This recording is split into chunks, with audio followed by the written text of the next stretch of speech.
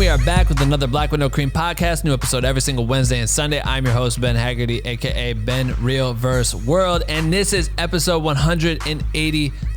Today's guest is Tony Yacenda, who is best known for creating and directing the hit series on Netflix titled American Vandal. Also, his creative work with Lil Dicky on viral music videos like Save Dat Money, Freaky Friday with Chris Brown, and so much more. This dude is a legend. Today, we talk about how American Vandal got greenlit, the challenges of getting a show off the ground, and the pressures of having a network spend millions of dollars on your ideas. We talk about his relationship with Lil Dicky and how his early collaborations with Dave allowed Tony to test out his ideas and work in a collaborative effort, which would later help him strive on major production sets with massive teams. He tells us about how he was able to direct 3 episodes on Lil Dicky's new hit TV series on FX titled Dave, and how all of that unfolded. All of this and so much more. We are stoked to have you. This episode is a banger. I also wanted to let you know that we have 2 other episodes that dropped today, and I would love for you to check those out. On episode 183, we have producer Andrea, aka Produced by Dre, who shares some really cool stories behind her latest work on Post Malone's Circle music video shoot,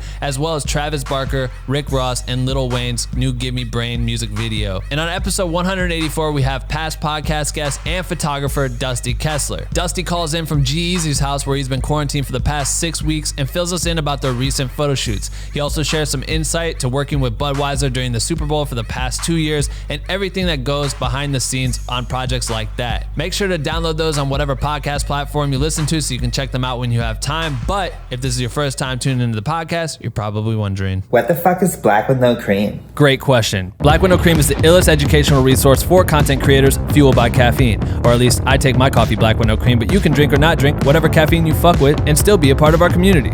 We have thousands of members from all around the world working together by sharing content, asking for feedback, passing tips and tricks along to one another with the goal of pushing each other to become the best motherfucking content creators on earth. And you can join our private group if you want to by going to bwnc.com/join. We would love to fucking have you. Please join. We are stoked for you to hear this interview today, but before we get started, I wanted to let you know about our second channel that we just launched on YouTube, the Black with No Cream Podcast Highlights. We upload some of our best, most jam-packed, educational, and entertaining moments from each episode and give them to you packed with B-roll and behind-the-scenes content. Make sure to subscribe to that channel right now. We will be updating it every week with new content. You can find the link in the description below. And without further ado, I bring to you this episode with Tony and the most epic podcast intro ever created, right motherfucking now. All right, ladies and gentlemen, Tony is in the house. Can you hear my crowd clapping? I am in a house. You're in a house. You're not in this house, unfortunately. How you been, man? We've been trying to, I mean, I wanted to do this for a while. You've been on my hit list since I started the podcast, I think. Because we met, damn, dude, we met, that was like 3 years. 5 years ago? 4 years ago? Maybe 4 years ago, doing the EA job with Dave and Rob Gronkowski and those guys. That had to have been 4 years ago. And Antonio Brown. Yeah. So much has happened to all of us. I know, right? It's so true. Dave has a TV show.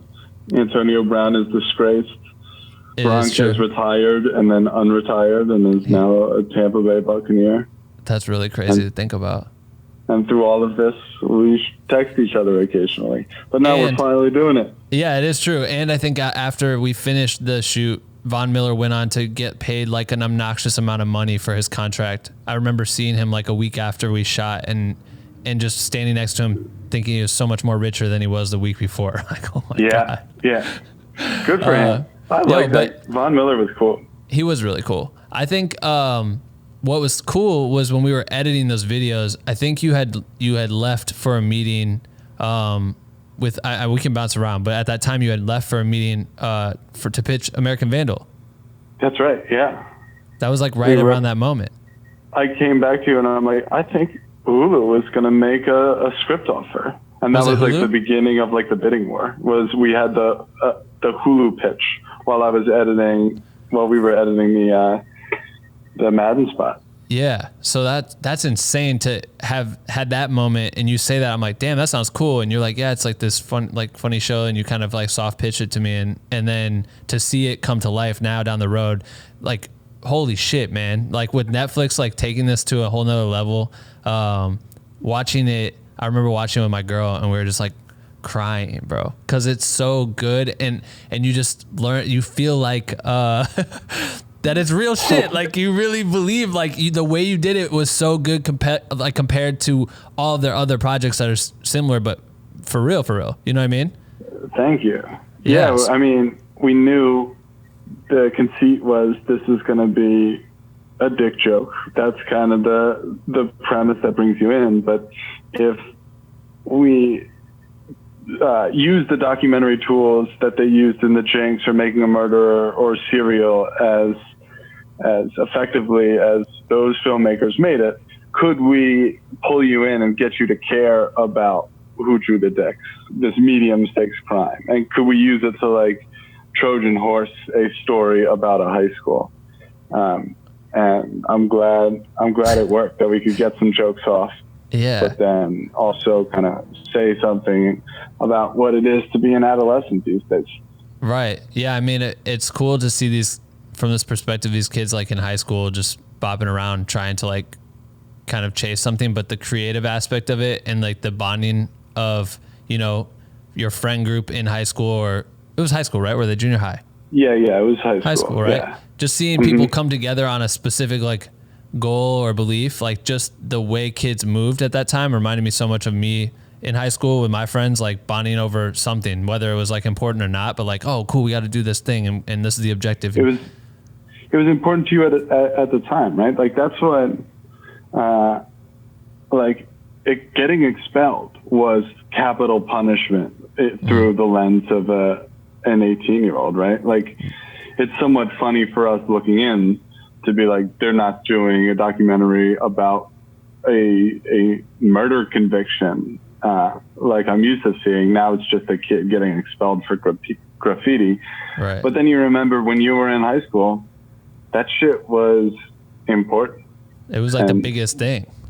Yeah. Like, oh shit, that's really gonna go down. So for that, since we're in it right now, what for you guys? You guys co-created it? It was you and another partner, right? Yeah, me and Dan Perrault, who I knew back at Emerson College, and we've been working together for a while. Right. So how long were you guys in development trying to create the idea for it before you even got to that pitching point? It was pretty quick. I think I had the idea in February, and by early April we had the offer from Netflix. So we were probably doing that in March. Yeah, right. Because that was like the first pitch.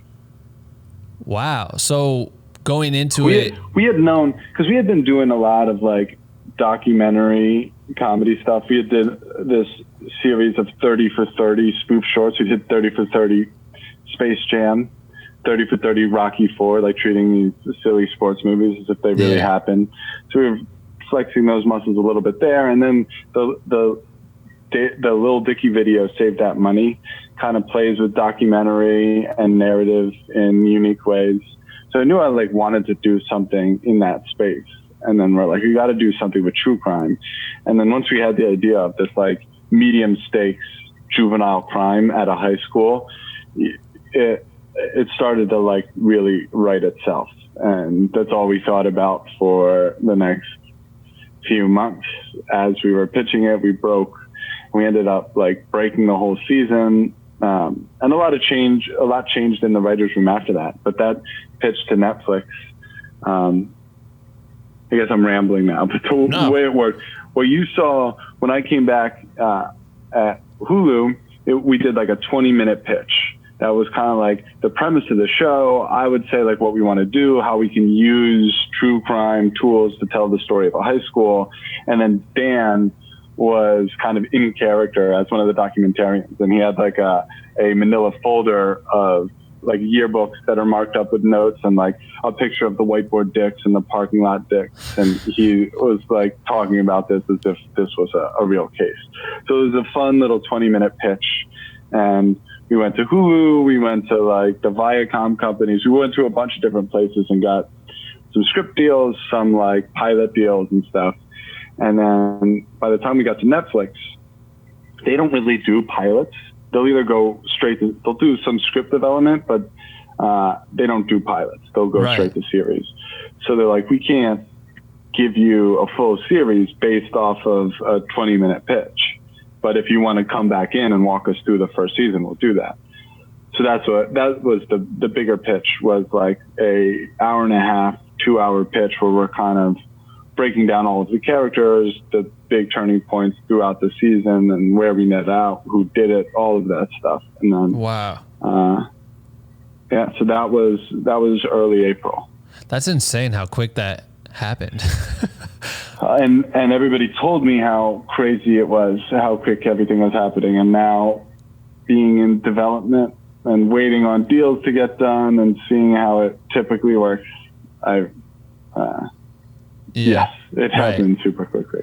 So with that, at the time when you kind of started leaning into this like true crime, was it just based on the idea of like, clearly these platforms are looking for this type of content and maybe there's an opportunity for them to be also interested in a parody of it in that sense? Or was it just like, this idea is so good and these are the platforms that obviously would probably bite first, but was that in your planning? I wanted to make it was the first thing. Like, I thought we would be doing something that's really unique, that had never been done before. I think obviously fake documentaries have been hundreds of them. But documentaries have really evolved a lot. And most fictional documentaries still have that sort of Christopher Guest, Spinal Tap, fly on the wall sort of documentary feel. Obviously documentary now strays from that, and like those Andy Samberg, like 7 Days in Hell, they feel more like sports documentaries, or they have different structures and aesthetics.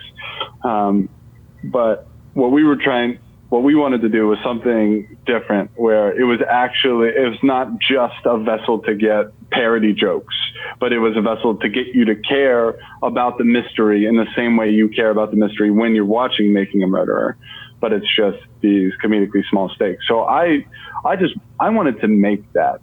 And career-wise, we were at a point where getting a TV show was way loftier than we ever thought we could achieve. But there was like Verizon Go 90. There was Full Screen was producing Vimeo Pro. Like, there were like these digital platforms that were making plays where they were like decently funding the premium web content. Right. So my thought was, I would rather do the 90-minute version for Verizon Go 90, even if nobody saw it, but I'd be able to make it.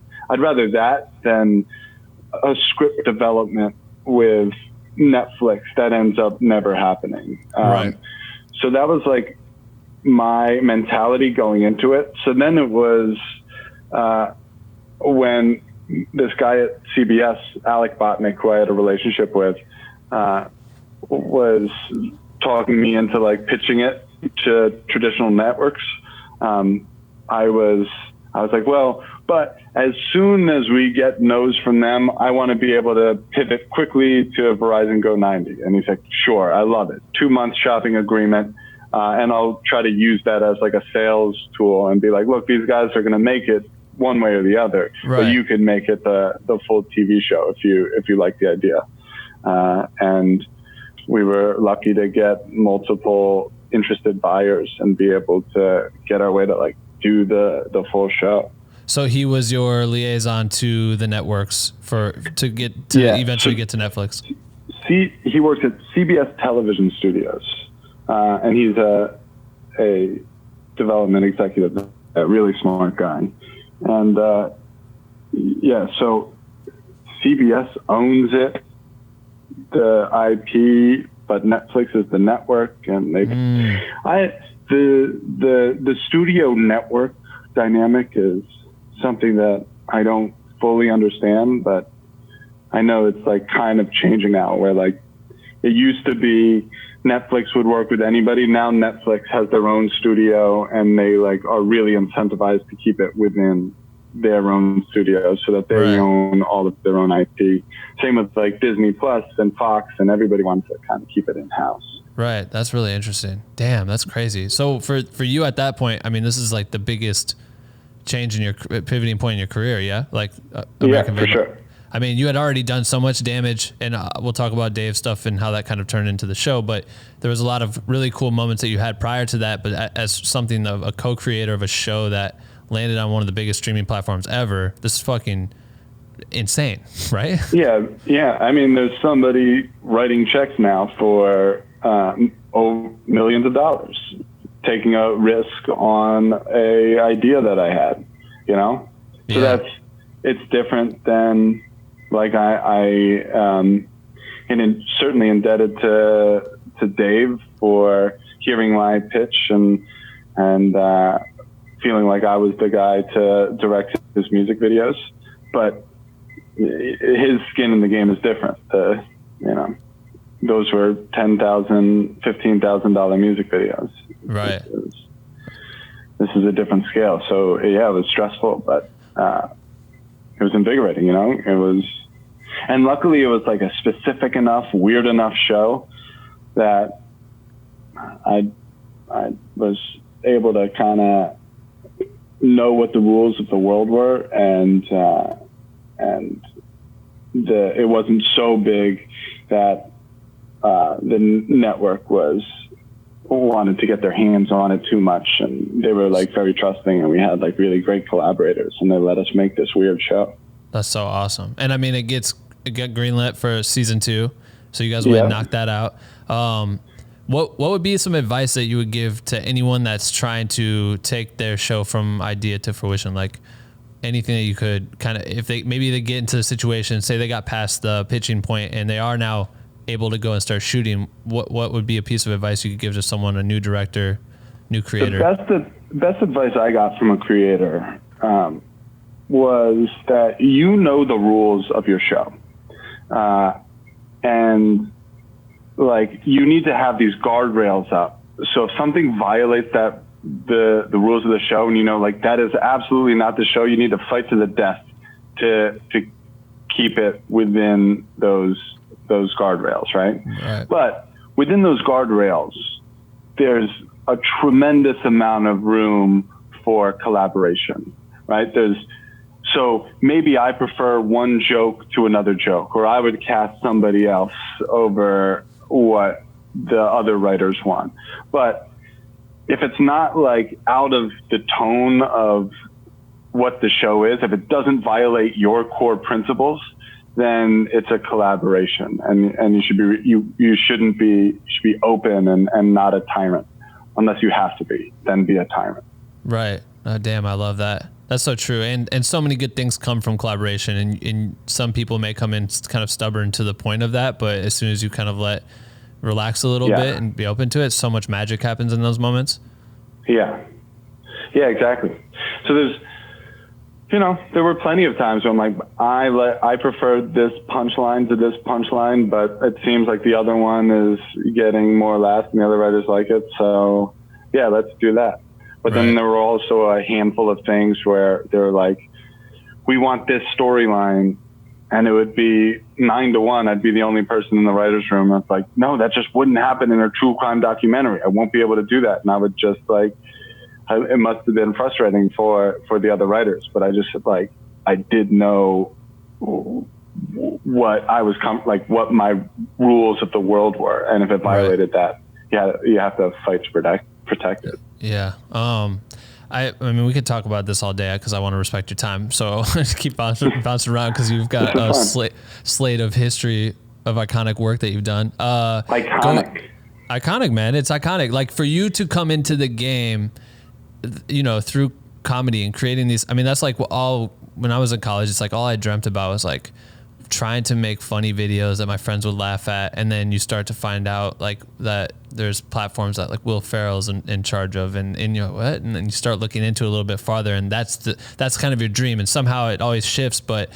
for you to kind of go through that route and untraditionally kind of get into this TV space through making music videos and like really exploring boundaries as far as like Dave, Lil Dicky, for people who don't know, the music videos that he makes are just such a high level and different approach to music videos, where it's like he really seems to care about them versus just, we have 100K, let's shoot it in a club, call it a day, just make them look as cool as hell.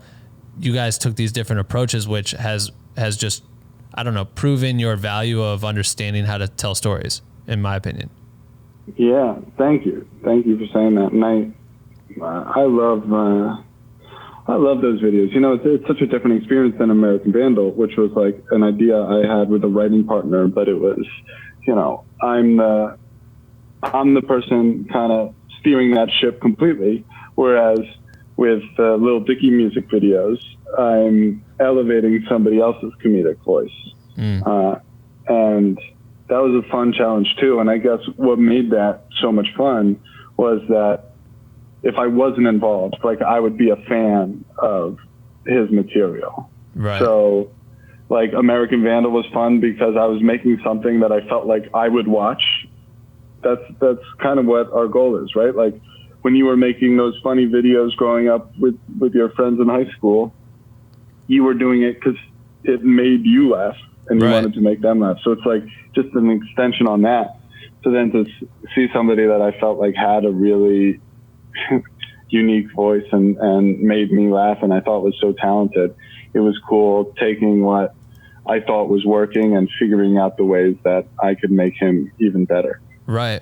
Yeah, no, I love it. And I think that's why the numbers are always so crazy. You know what I mean? If you look at the way this viewership goes to, I remember learning about Lil Dicky through, I think it was like a BuzzFeed article, or someone talked about how he was able to use his fans to like become his own record label in fundraising. And I've gone back to that in different occasions where I'm like, this is an instance where he was able to soft pitch his fans to give him money to be able to create these videos that he would normally have to like sell his soul at a label for, you know? Yeah, that's right. I mean, I think he spent $10,000 on his like first phase of music videos. So it was just like a guy with a camera and some actors that they hired, and he kind of directed them himself. And so that was like the ex-boyfriend and Staying In and some of like those really early ones. And he got a little fan base, did a Kickstarter, raised like $100,000 on the Kickstarter. So that was phase 2, which I come in, and I did the Let Me Freak was the first video. We did that for like $15,000 and saved that money. And yeah. Wow. Shit. And is that a lot or a little? I think we stretched it. I think it's a little for what I mean, the quality is so solid in my opinion. I don't know. I'm very proud of what we were able to accomplish for, like, I could never shoot that for $20,000 now. Right. That's what I'm saying. Is it? Yeah, back then it was like people working for free. I was working for free, and you're just like asking favors because that's what music videos are about. And I felt like that was, I'd done a lot of stuff in the comedy space, but I hadn't done a music video. And I wanted to get into music videos, but I didn't like want to start from scratch. I wanted to build on my portfolio. So when I saw this guy's videos, I was like, I could do something more visual and fun and get into the music video space while building on my comedic timing and grounding performance and all of the strengths I've acquired over the years and people value me for.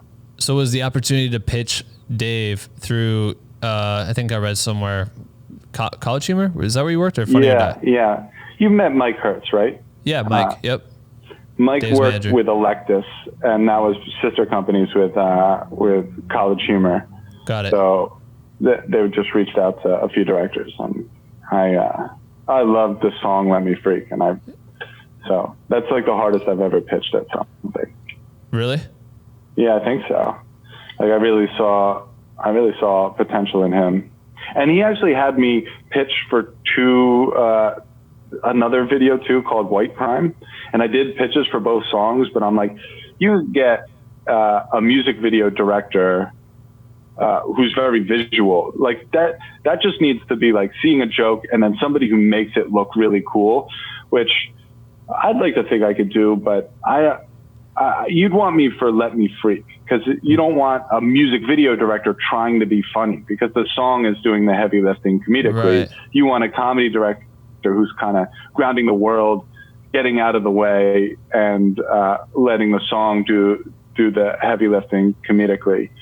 And yeah, I think he liked that pitch and the candor of just being like, you could find somebody better for white crime, but you're not gonna find somebody better for Let Me Free. Right. I'm gonna kill this for you.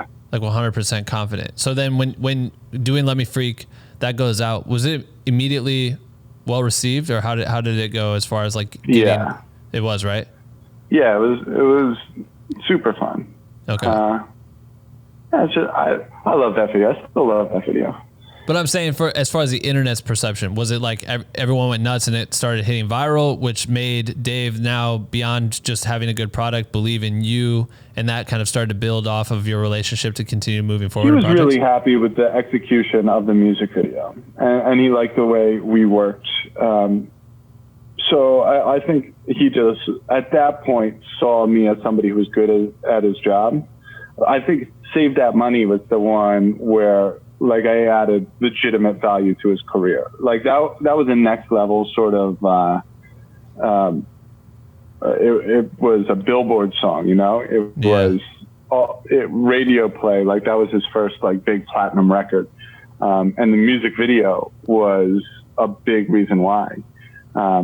Also, you know, Fetty Wap is another big reason why. Right. I'm not going to take all of the credit, but I think like it was an interesting enough video concept that was executed in a way that you haven't quite seen before.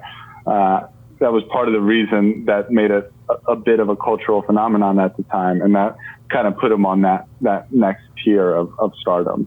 I remember watching it and just being like, God damn it, this is genius the entire time. And I remember having wanted in the room before when I wasn't in a position to even talk, but I'd be in rooms hearing pitches from different music videos. I'm like, damn it would be so tight if, what if you just, these people who have budgets, what if you threw all the money at something really dumb? Like, what if you took the money and did something really stupid with it, but then you reverse engineering it from the sense of like, all right, how can we make this with absolutely nothing, and pulling it off is like what everyone, I think, attached to, just how ridiculous it could be. And then just, you made 2 videos, right? It was like a documentary about the making of it. They're both mad long and you watch it all the way through. It's so good. Yeah. I don't know. Yeah, we worked so hard on those videos. Like we shot for like 8 or 9 days, because it was just like, we paid the camera guys, but nothing in front of the camera was paid for. So all of our locations and talent were free. Yeah, right. Like the food, we paid for their parking and food and stuff like that. So we did do it. We did do it for real. But that just means like we have so much footage in the edit, and it was a tremendously labor-intensive project. But I think we really believed in it. There was a moment, I don't know, Dave liked the idea. I don't think he loved the idea until one night, kind of halfway through production, we were going to try to get into nightclubs. Yeah. And I think we smoked a little weed beforehand. And he was talking to some bouncers, and he was like asking for free bottle service, and they're like, no, of course we're not going to give you free bottle service. That's a crazy ass. And then he was just like dejected, like, yeah, nobody's going to give us free bottle service. Like, it's such an insane ask. And I was like, yeah, but Dave, if they know what we know, how big this video is going to be, they would, right? Like, right. It is a ridiculous ask, but also you're right to ask it. If they had a time machine, they would do it in a heartbeat. Yeah, and of course. And he was like, I think he was a little stoned, so he's like, you're right. And then he like went in, and it went from like me being a little disappointed that he wasn't pushing harder to me being like a little uncomfortable, where I'm like, all right, Dave, he said no, let's move on. But he just would not take no for an answer. And like through the rest of the production, like we got some pushback from a manager or a producer who would be like, you should have lined up a backup plan for this thing. And he'd be like, no, we got to do it for real. It's got to be the real thing. I'm like, sold. Yeah. Oh my God. It's so good. I think like we hit a creative groove there, and then that was one that blew up. And then Freaky Friday was another sort of step in radio. Right. Yeah. That video you have for Save That Money, 140 some million views, or maybe. Wow. Yeah. 144. That's ridiculous. And then So that finishes. It's crazy because then you go on to with the Chris Brown project. I remember you called me. I was at my studio apartment. I think my girl just moved here, and you were like, "Yo, I'm gonna do this video with Dave and Chris Brown. You've worked with him. Do you have any tips?" Right. I was like, "Yeah, he's gonna be late. Like he's gonna be late." Was he late? Yeah, for sure.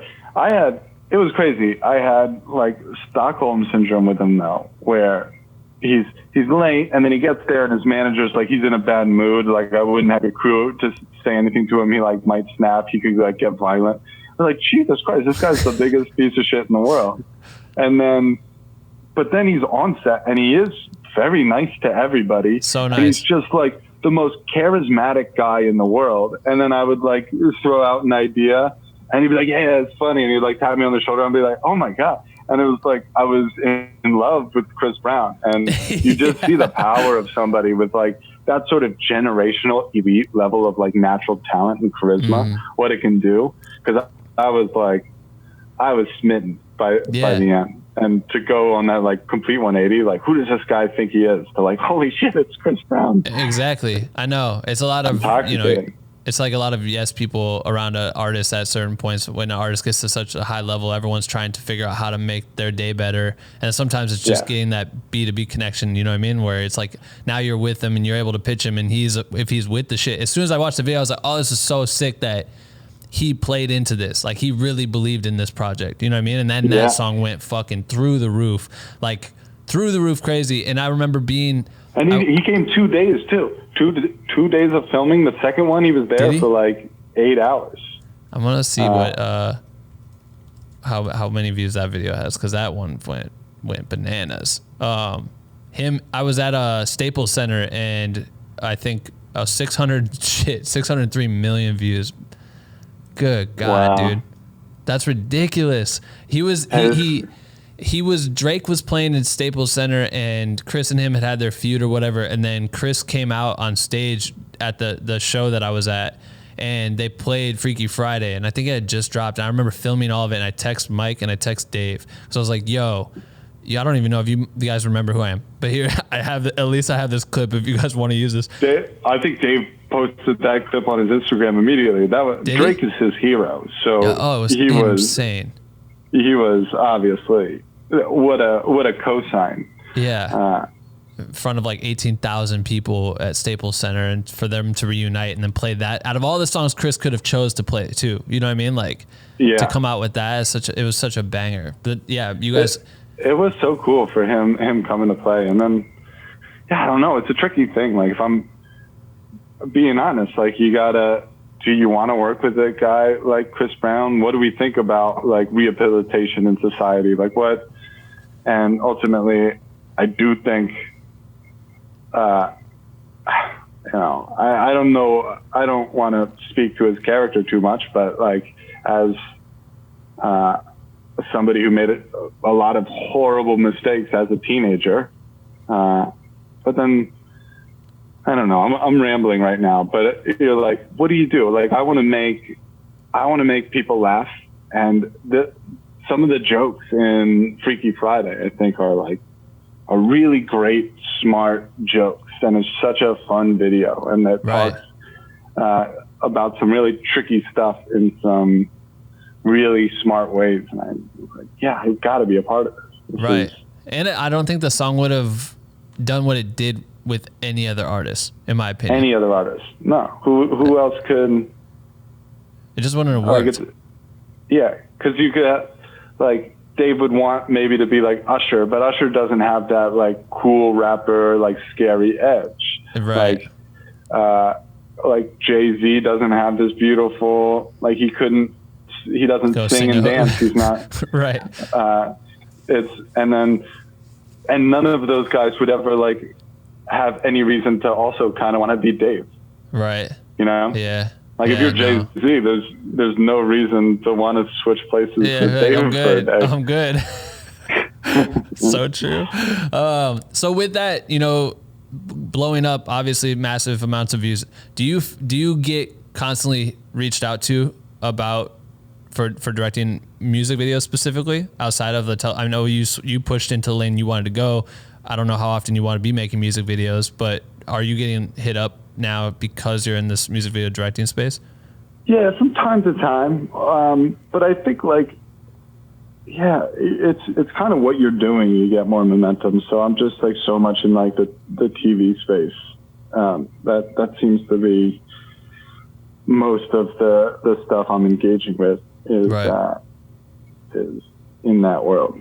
But it was funny after Save That Money, I got so many people just reaching out to be like, I've always wanted to make like a huge hit music video, but I don't have any money. And now I realize it's perfect because you can make videos with no money. So let's work, man. Oh, great. Oh, God. Jesus. You need to find a way to filter those emails. That's ridiculous. Yeah. It's like, no, this is a novelty song about saving money. That's why. That's not how that works. I'm not going to keep working for free. Oh my God. That's so ridiculous. So with, okay, cool. You've had this career path. I know I'm gliding through it and this deserves a much longer interview, but, I'm rambling a lot. I'm not doing you any favors. No, this is awesome. I fucking love this shit. So you go and now Dave is been curating this concept for his TV series. For how long? Because I remember I watched some random interview that you said that he was talking, like when you guys were shooting early music videos, you would bring up that Dave would like mention like, this is for the show. Yeah, this will be in the show. This will be in the show. That was always like, first time we shot Let Me Freak, I thought this guy was unbelievably talented. I was like drinking the Dave Bird Kool-Aid to a ridiculous degree.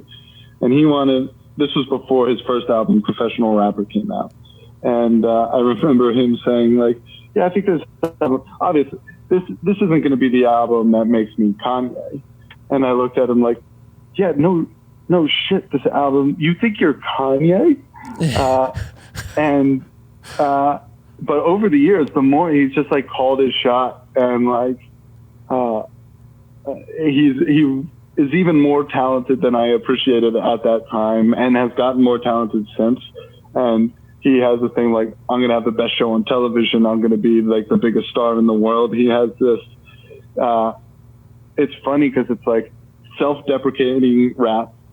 He is at his core like a small dick joke. He's the ultimate self-deprecating Jewish comedian, right, mixed with the arrogance of a rapper who's like, I'm the best alive. Then it's like this beautiful contradiction that works with Lil Dicky. So I saw that really early on, but always like his end goal was like, I'm gonna evolve as a rapper and then I'm gonna have my TV show. And then he's and like what that show was evolved over the years, and it's so much fun to watch it because I really do love the show. I think they killed it. The show's unreal, bro. Like to go in the vein of something like Atlanta, to feel like that's what this could be when I start it, and then I'm like, oh, it's really funny, and then it goes from really funny to having some really, really deep, dark parts of his life that come out, and friends, and you see this kind of trial, the snake he's riding through, and it gets really deep, and I didn't expect it to. I thought it was just gonna be jokes. You know what I mean? Like I thought it was gonna be that the whole way through, and the way it came together, it just really brings life to the idea of what he's gone through in the past. You know what I mean? I love the show, yeah. And also, have you met Gata? Was Gata on set when we did that? I don't think so. I don't think he was. I think we have mutual friends. Gata was another person who was like kind of phase 2 like me. One of the, after the Kickstarter and they started doing live shows, like he's never done a live show without Gata. So I know him really well. And to be able to like tell his story. I'm so glad I got to do that episode, which is based so much on his real life. And I think having Dave have conversations about real medical issues with his real penis, and like it's a very vulnerable show. It is. And then you get the Jeff Schaffer, who's the creator of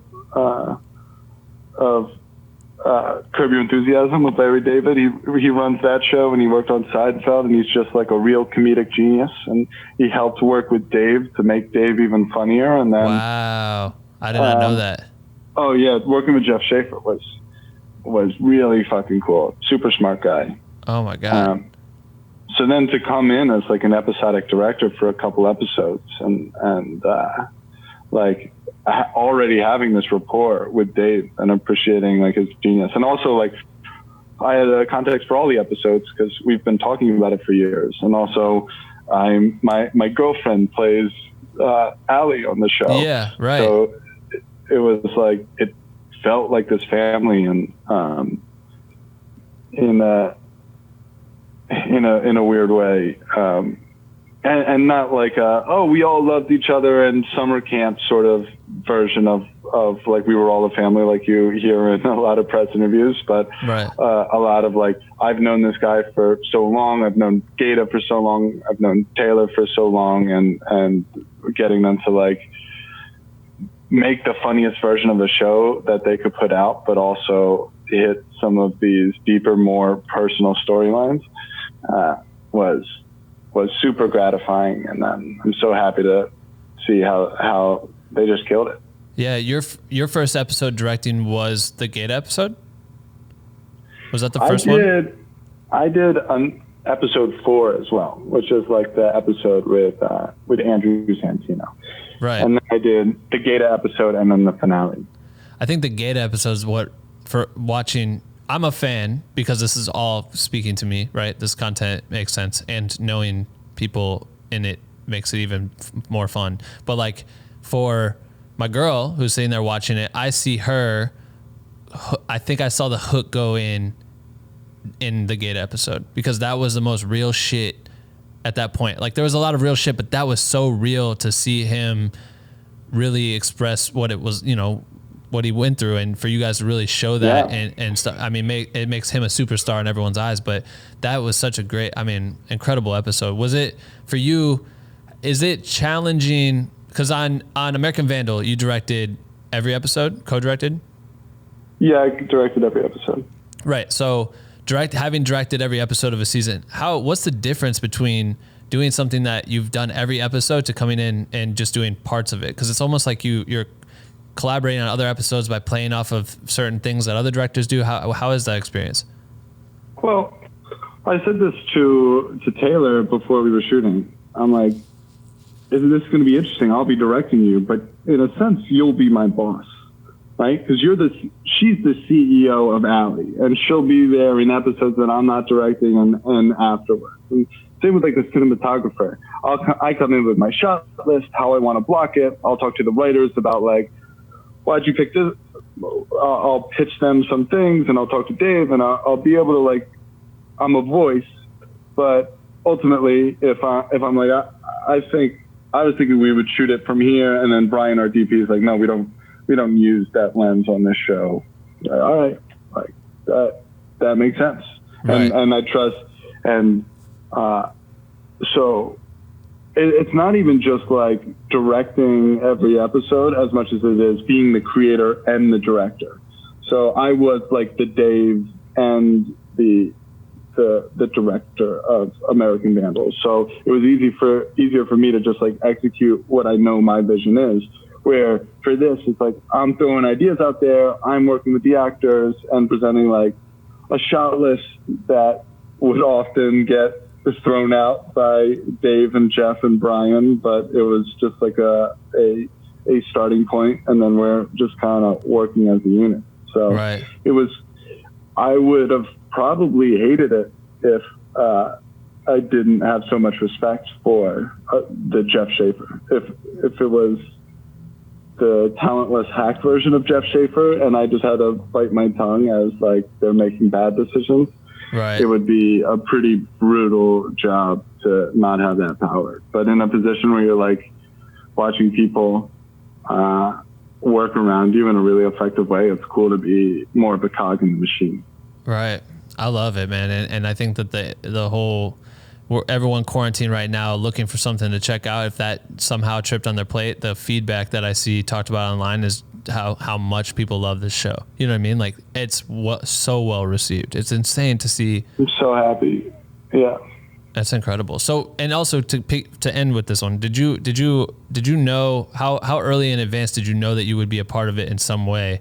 Did Dave always tell you like, oh, we're going to make a show and you'll direct some episodes at some point? Or was it once it was like greenlit and then they started working out who the directors were? Like how early did you find out to the time that you started working? Yeah, I think so. We've always talked about it. I mean, they did the pilot of that while I was doing Vandal season 2.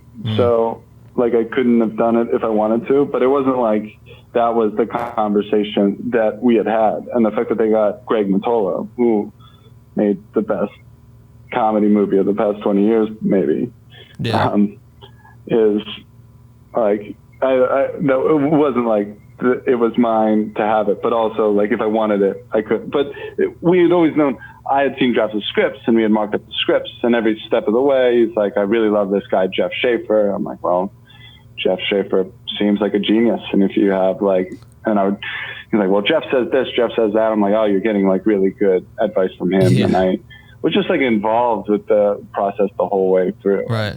No, that's awesome. I heard the pitch and helped him work on the pitch. And, but yeah, man, he really called his shot, and I'm so like, and he worked his ass off on this show, like 7 days a week in the edit. Dave put everything he had into this show. Yeah, no, well deserved. I mean, just through the roof. Applause. This is cool because you just announced that by now, when everyone's listening to this will have dropped, but this Friday, you're dropping a new series with Netflix. Is it a series? Yeah, it's a series. I did one episode. So it's 6 different documentaries about 6 different trials. It's called Trial by Media.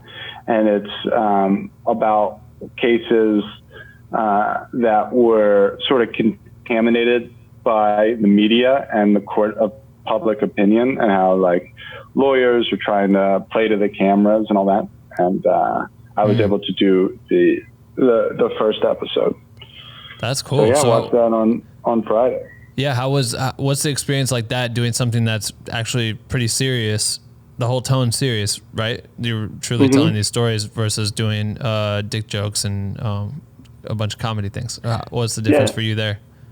Well, I talk about how I feel like there's room to be using the tools of documentaries. We're in this golden age of documentary, and you could be using the tools of documentaries in fun, inventive ways more than people are doing right now. So I want to continue to like experiment with stuff like that. But in order to do that, I want to really sharpen my toolkit as a documentary director so that I could continue to like try to make people laugh with that experience. Right. And then I was drawn to this one because the episode I did is about this murder that happened after an episode of the Jenny Jones show in the 90s. Okay. Jenny Jones is like a contemporary to Maury and Jerry Springer and these sort of ambush TV shows where you bring somebody out and it's a surprise, like, I've been cheating on you for the past 5 years. And, there's something like that's weirdly, darkly comedic, obviously, about all of this crazy trash TV footage that made it a little bit more accessible for me to get into initially. And then and the story I did, basically a guy comes out to meet his secret admirer on the Jenny Jones show. Turns out the secret admirer is a guy. And it was a surprise same-sex crush. And they seem to laugh it off. And then 3 days later, he kills his secret admirer. So it's about the criminal trial where they tried to argue like the gay panic defense and get him off on second degree or a lesser charge because he was ambushed and there were extenuating circumstances. And then the subsequent civil trial where the victim's family sues Warner Brothers for the setup, and are you complicit for that? And then what was interesting to me is that these trash TV shows, you're taking real people's lives and you're exploiting lives for ratings. Right. And then it leads to this tragedy. And then this tragedy leads to this new event, which is like the Court TV gavel-to-gavel coverage. And Court TV is actually owned by the same media conglomerate that is the defendant. It's still Warner Brothers. So now they're making all of this money on their own trial, on the same tragedy that the same lives that were being exploited by the trash TV. And then I want, with this documentary, to like step out even a step further and go, now are we a cog of that system? Are we exploiting the same tragedy for more ratings, or are we bringing up important issues? Are we any different just because like George Clooney's a producer and we have like good production value and drone shots, or are we a part of the same thing?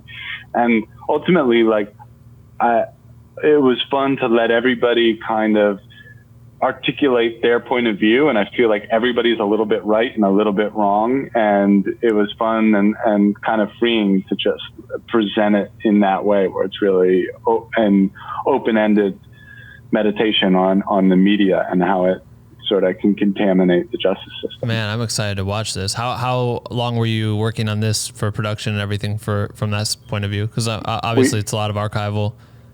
Yeah, we shot like 6 days in Detroit. Love that city. Mm-hmm. It was my first time. And then we did 3 days of production in LA, 2 days of production in LA. And then, a lot of archive. And I think they a very talented editor and story producer that worked for months on this.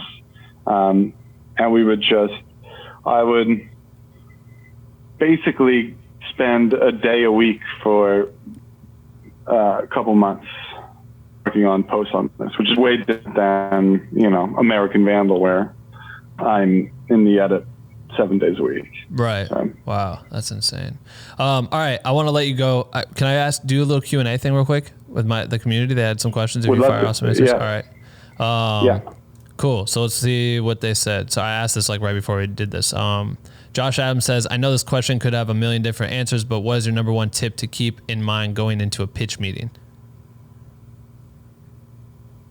Number one tip to keep in mind going into a pitch meeting, the pitch should be entertaining. They see so many pitches that I think a lot of people, their tendency, they read about pitches and they want to come in really academically. Here's the setting, here's the log line, here's the characters, here's the pilot, and you just like go through explaining what the show is.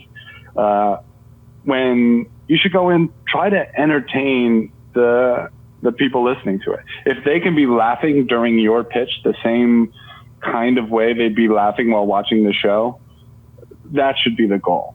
And the other rules are just suggestions.